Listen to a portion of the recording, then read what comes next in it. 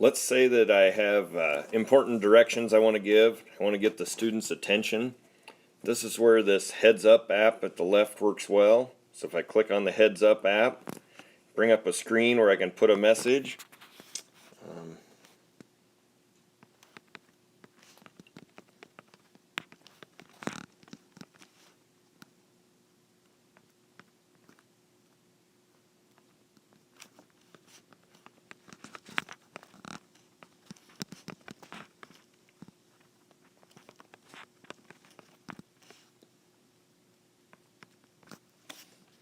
So I've typed in my message and I click the apply heads up, and it's going to deploy this to all the students' iPads.